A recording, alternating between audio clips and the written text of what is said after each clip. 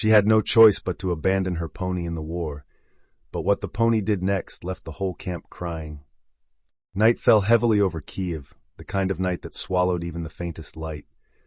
The once lively city was now a ghost of itself, its streets scarred by fire, its buildings hollowed out by war.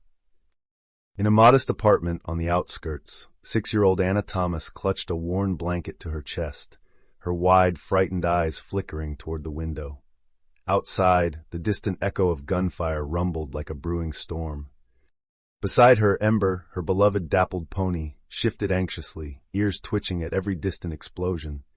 He was small, no taller than Anna herself, yet his presence filled the cramped room with warmth. Anna leaned forward, pressing her forehead against Ember's, whispering in a trembling voice, "I'm scared, Ember. When will Papa come home?" The pony exhaled softly, nudging her with his velvety nose, his silent way of saying, "I'm here. I won't leave you." The air inside the small apartment was heavy with fear, the kind that settled into bones and never left. Elizabeth Thomas sat on the edge of the bed, her fingers gripping the fabric of her dress, trying to steady herself. Outside, the distant howls of sirens sliced through the night, a cruel reminder that nowhere was truly safe anymore. Anna, her once bright, playful daughter, now hardly spoke. Her laughter, which used to fill their home, had faded into silence, replaced by the quiet murmurs she shared only with Ember. Ember had been Anna's world long before the war. The pony had come into their lives unexpectedly, found shivering and half-starved in the dense forests near their countryside retreat. Thomas, her father, had been the one to spot him, a frail, ghostly creature barely clinging to life. They had brought him home, fed him, nursed him, and slowly, Ember had transformed from a broken, skittish thing into a spirited companion. His bond with Anna was immediate and unbreakable. Wherever she went, he followed, his small hooves pattering against the ground as if he belonged nowhere else but by her side. But now, everything had changed. The world that had once been so safe, so predictable, had collapsed into fire and ruin. Thomas had left for the front lines, his warm embrace replaced by a void that grew heavier with each passing day. There were no letters, no calls, only uncertainty. And now the once lively streets were filled with smoke and despair.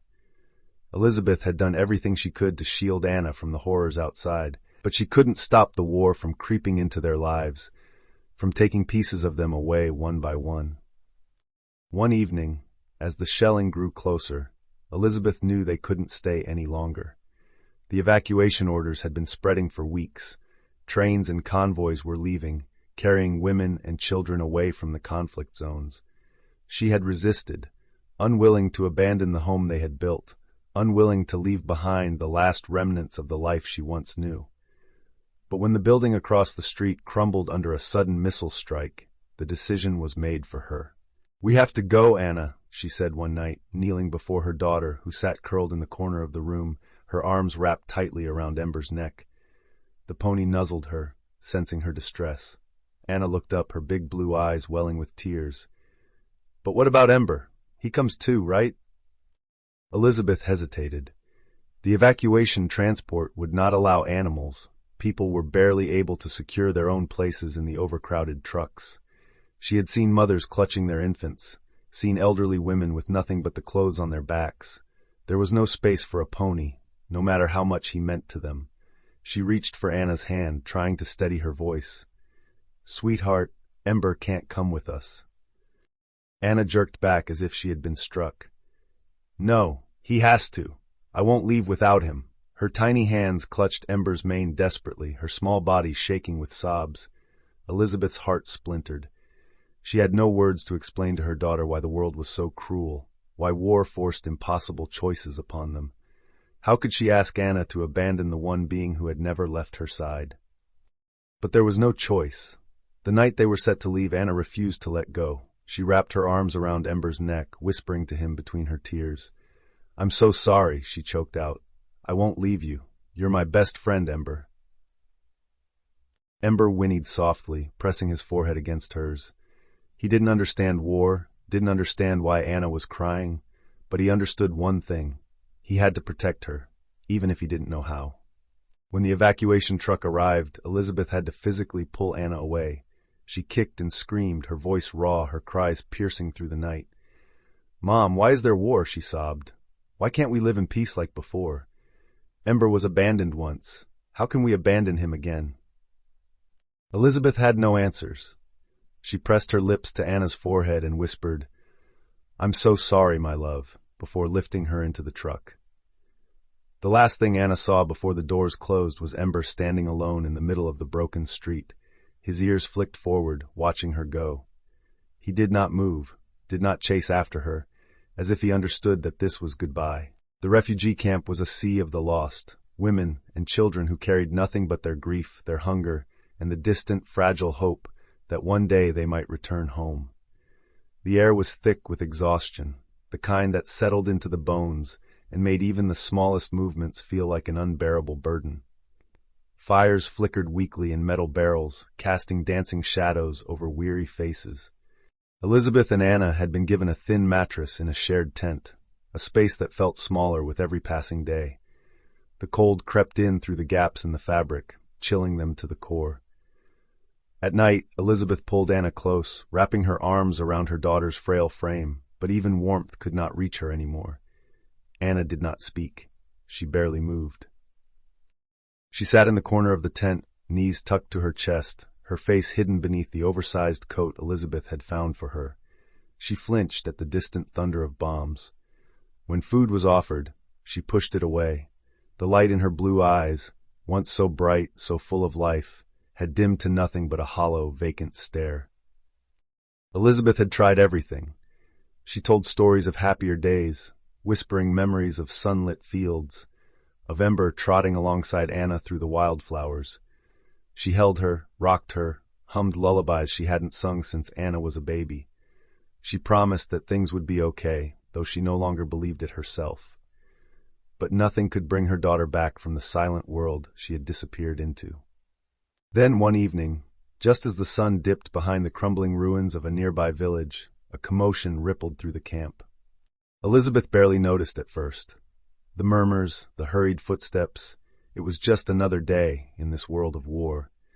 But then she heard the gasps, the way people stopped and turned toward the entrance, and then the whisper that cut through the frozen air like a blade. "A pony!" Elizabeth's heart stuttered. She turned toward the noise, her breath catching as she saw him. A man, his clothes streaked with dust and exhaustion, staggered forward, gripping a lead rope in his trembling hands, and behind him, barely standing, covered in filth and dried blood, was Ember. The pony moved as if each step would be his last. His ribs jutted out beneath his once glossy coat, now matted and streaked with grime. His mane was tangled with twigs and debris, and deep scratches marred his legs, some crusted over, others fresh and raw. His breath came in ragged gasps, his flanks shuddering with effort. And yet, he walked, step by step, as if sheer will alone was keeping him moving. Elizabeth's knees nearly buckled. "Anna." She turned to her daughter, who remained curled in the corner of the tent, unaware of what was happening outside. Then Ember's ears flicked. His head lifted ever so slightly, and from deep within his throat he let out a soft, broken whinny. Anna's body went rigid. She blinked slowly, her breath hitching. For the first time in weeks, she turned her head. Her eyes, dull and lifeless for so long, widened, and then she ran. "Ember!" Her scream shattered the air, piercing through the silence of the camp like a cry from the heavens. Ember's body trembled at the sound of her voice, and though his legs barely had the strength to hold him, he took one last, desperate step forward. Anna crashed into him, wrapping her tiny arms around his frail, bony neck, sobbing so hard her entire body shook. "You came back," she wept.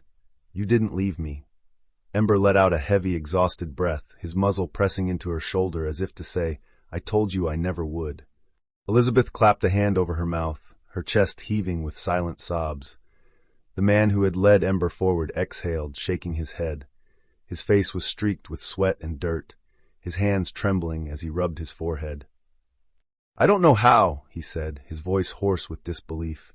"I found him wandering near the outskirts, beyond the last standing villages. He was half-starved, barely able to stand. I thought he was dying, but—" He swallowed, his gaze locked onto the pony, but he wouldn't stop walking. Elizabeth tore her eyes away from Anna and Ember, looking at the man. He met her gaze, his eyes haunted. I tried to lead him to shelter. I tried to stop him from going any further. He was weak. Any other animal would have laid down and given up. But he wouldn't.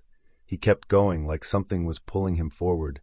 And then I realized he was searching.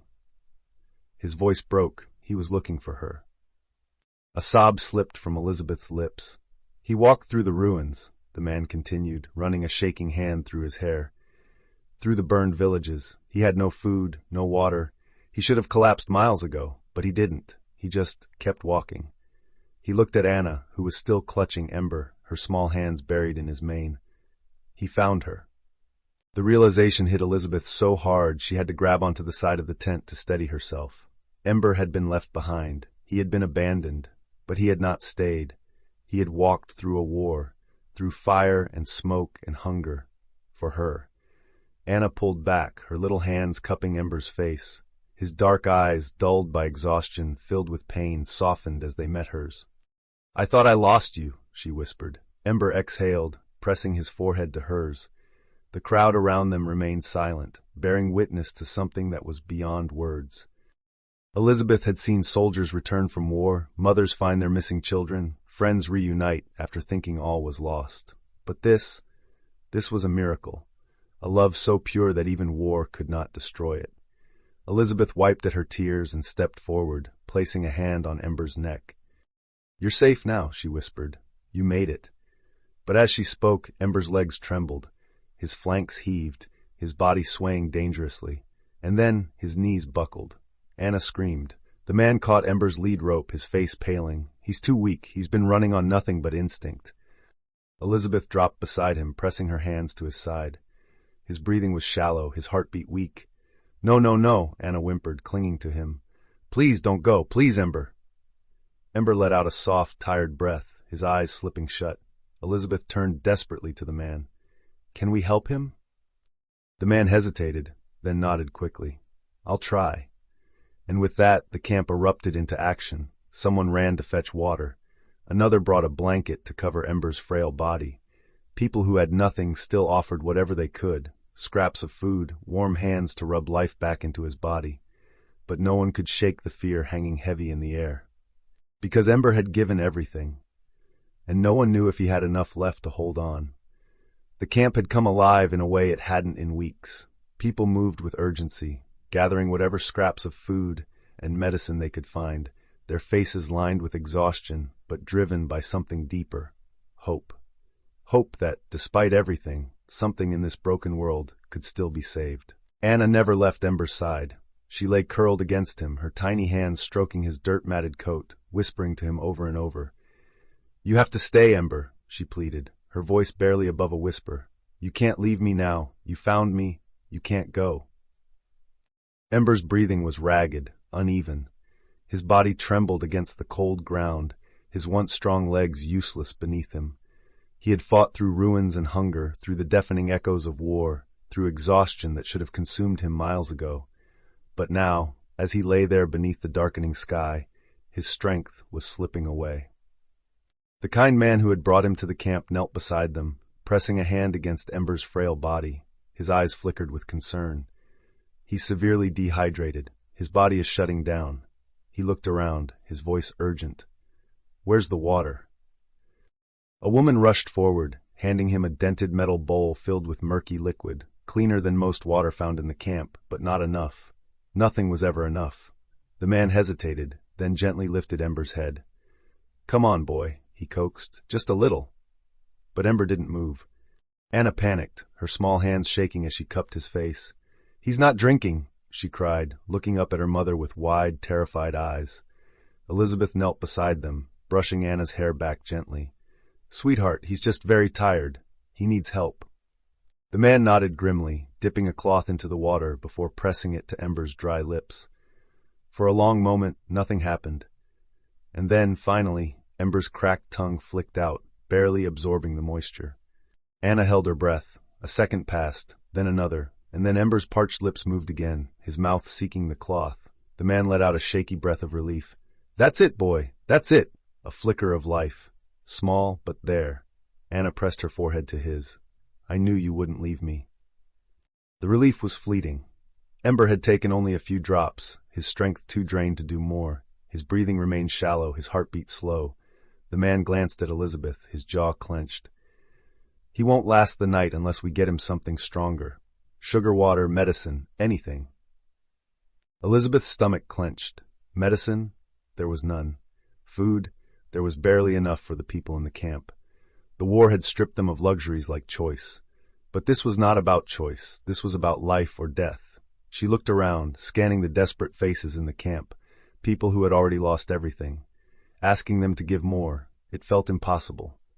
And yet, one by one, people began to move. A young woman disappeared into her tent, returning with a small, half-eaten apple.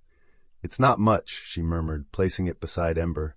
A father carrying a baby in his arms set down a cloth-wrapped sugar cube. "For strength," he said quietly. An old man hobbled forward, pulling something from his pocket, a single lump of salt.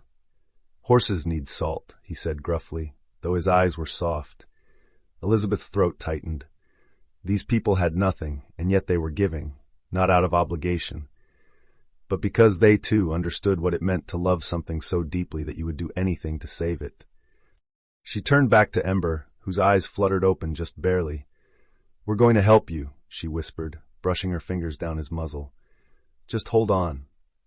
The man worked quickly. He crushed the sugar cube into water, mixing it into a thin, sweet liquid that he carefully dripped into Ember's mouth. It wasn't much, but it was something. He then broke apart the apple, pressing the softest parts against Ember's lips. For a long time, nothing happened. Then, in the smallest of movements, Ember's lips twitched. He chewed. Anna gasped. "He ate it!" Elizabeth let out a shaky breath, pressing a hand to her chest. It wasn't enough. It was never enough. But it was a start. The man smiled slightly, though his exhaustion was evident. "He's fighting." Anna curled into Ember's side, whispering softly to him. "You're strong, Ember, stronger than anyone." The hours dragged on. The camp dimmed into night, the distant echoes of war ever present. People returned to their tents, yet no one truly slept. They waited, hoped. Elizabeth did not move from Anna's side, her fingers entwined with her daughter's as they lay beside Ember. She had never prayed much in her life, but that night she did. She prayed for the pony who had walked through a war for the little girl he loved. She prayed that, just this once, the world would not take something precious from them.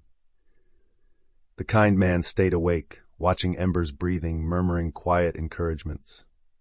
And sometime before dawn, as the wind whispered through the camp, Ember stirred. It was small at first, a flicker of his ears, a slight shift of his hooves against the dirt. Then he lifted his head. Anna gasped. The man's eyes widened. Ember blinked slowly, exhaustion still deep in his bones, but his body was no longer lifeless. Anna sat up quickly, her tiny hands cupping his face. "Ember?" The pony exhaled softly, his warm breath against her cheek. Anna let out a choked sob. "You stayed." Elizabeth wiped her tears, pressing a kiss to her daughter's temple. Against all odds, against the war, against everything, Ember had chosen to stay. And as the first rays of morning light stretched over the broken world around them, Elizabeth allowed herself, for the first time in a long time, to believe in hope. The days passed in fragile peace, a fleeting respite in the heart of war. Against all odds, Ember had survived his harrowing journey and was beginning to regain strength. He no longer lay motionless for hours, his breathing shallow and weak. Each day he held his head a little higher, his eyes a little brighter. Anna, now inseparable from him, spent every waking moment by his side, feeding him, brushing the dirt from his coat, and whispering all the dreams she still dared to have. But as Ember grew stronger, the weight of unspoken truths grew heavier on Elizabeth's shoulders. She knew. Everyone in the camp knew. They would have to leave soon, and Ember could not go with them. There was no space for an animal, especially not one as large as a pony, on the overcrowded trucks and trains fleeing the country. Resources were already stretched too thin. People barely had enough food to sustain themselves, let alone a horse. But Anna, she was still happy. She laughed again, even if only in moments. She smiled as she stroked Ember's mane, kissed his forehead, and pressed her tiny hands against his muzzle, whispering words of love. She had lost everything except him, and she believed, truly believed, they would always be together. Elizabeth couldn't bear to tell her the truth. Not yet. But time was running out. She would have to break her daughter's heart all over again. The night before their scheduled departure was colder than the nights before. The sky was moonless, the air heavy with something Elizabeth couldn't quite name. The people in the camp moved slower, speaking in hushed voices, their exhaustion dragging them down like stones in deep water. Anna, as always, was with Ember, giggling softly as he nuzzled her pockets in search of treats. He had regained some weight, and though he still carried the scars of his journey, his spirit was as bright as ever. Elizabeth stood a few feet away, watching them, her heart a storm of emotions. Tomorrow, she would have to tell her daughter that she would once again be forced to say goodbye to the only friend who had never left her side. But then, a scream tore through the camp. It was not human. It was something else, something primal. A deep guttural snarl ripped through the night, sending shockwaves of terror through the camp, and then chaos. People ran. Fires were knocked over, their embers spilling into the dirt, the air filled with cries, with fear, with the unmistakable sound of something deadly moving through the darkness. Elizabeth turned, her heart pounding.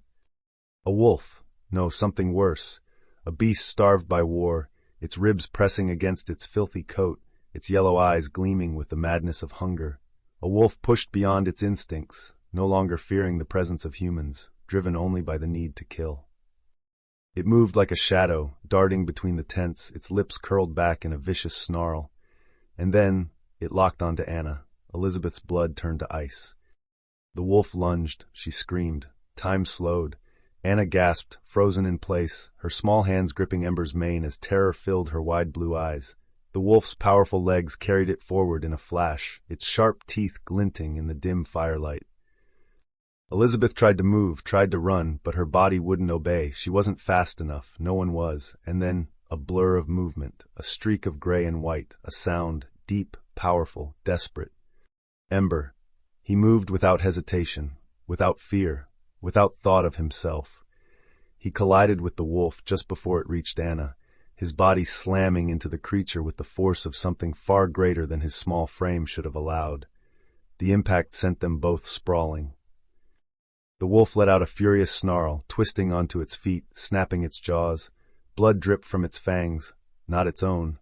Anna was screaming. Elizabeth was screaming. But Ember did not falter. His body trembled, his breathing ragged, but he did not move away.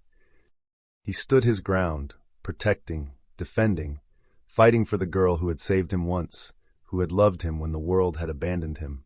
The wolf lunged again. Ember reared back, his hooves striking out, landing blows that sent the beast staggering. The camp was alive with movement, people grabbing whatever they could, sticks, knives, rocks, to drive the predator away. But it was Ember who had put himself between the wolf and Anna, and it was Ember who took the fatal strike. The wolf's teeth tore into his side. A deep, sickening sound. Elizabeth cried out as Ember let out a strangled, pained cry. His body jerked, his legs giving way, but still he fought. Even as blood darkened his silver coat, even as his breaths grew shallow, even as his strength left him. With one final mighty effort, Ember struck again, his hooves crashing into the wolf's ribs, sending it sprawling backward. It whimpered, then turned and ran. The camp was silent. The only sound left was Anna's broken sobs and Ember's uneven breathing. Elizabeth rushed forward, falling to her knees beside him. His body was trembling, his breath short and labored. Blood stained the dirt beneath him. Anna cradled his head in her lap, shaking him desperately. No! No, Ember! Please, you can't go! Tears streamed down her face, dripping onto his bloodied coat. Please, she sobbed, stroking his mane, her fingers trembling. You saved me, now you have to stay, Ember's dark eyes fluttered. Slowly, painfully, they lifted to meet Anna's, and then a tear. One single tear slid from his eye, tracing a slow path down his soft, gray muzzle. Elizabeth let out a strangled sob, pressing a hand over her mouth. Anna shook her head, her little body trembling. No, she whispered. No, Ember, don't cry. I'm here. You're okay. You'll be okay. But Ember had done what he came to do. He had found her. He had saved her. And now his body, weak, battered, exhausted, could fight no more. With a final shuddering breath, his eyes closed. His body stilled. Anna let out a cry so heart-wrenching it felt like the earth itself would break. Elizabeth pulled her daughter close, holding her as tightly as she could, as if her embrace alone could shield her from the pain of loss. But there was no shielding her, not from this, not from the cruel reality of war. The entire camp was silent. People who had never met Anna before wept openly. Soldiers who had seen death 100 times over turned away, their hands clenched into fists. Because war did not just take land, it did not just destroy homes, it took love, it took innocence, it took the things that mattered most. The next morning the trucks arrived. Elizabeth and Anna had no choice but to climb aboard, leaving behind the camp, leaving behind Ember. Leaving behind the last piece of warmth they had left. Elizabeth held Anna tightly as the truck rumbled forward, carrying them toward an unknown future. No one knew when the war would end. No one knew if they would ever find their way home again. Anna did not speak. She simply pressed her forehead against the window, watching the land disappear behind them, the land where her best friend now rested. And as they drove away, Elizabeth whispered the truth she had come to understand. War did not just take lives. It took everything. And yet, some love was so strong that not even war could destroy it. Because Ember, he would never truly be gone. War is a thief. It takes lives, dreams, families, and sometimes the ones we love most. But in the darkest moments, even in the face of destruction, love and sacrifice still shine through. Ember's story is not just about a pony or a little girl. It's about every family torn apart by war, every child who has lost a home, every innocent life forced to say goodbye too soon. Right now, as you watch this, there are real people, real Annas, who have been separated from their loved ones. Real animals, once cherished pets, left behind in conflict zones. Real parents who don't know if they will ever see their families again. War doesn't just destroy cities. It destroys love, hope, and the innocence of childhood. But it's up to us to remember these stories, to share them, to speak for those who no longer can, and to never let these sacrifices be forgotten. What do you think of Ember's story? Have you ever experienced an unbreakable bond with an animal? Do you believe love can outlast even war? Let us know in the comments, and if this story touched you, please like, subscribe, and turn on notifications, because these stories deserve to be told, and love, true love, deserves to be remembered.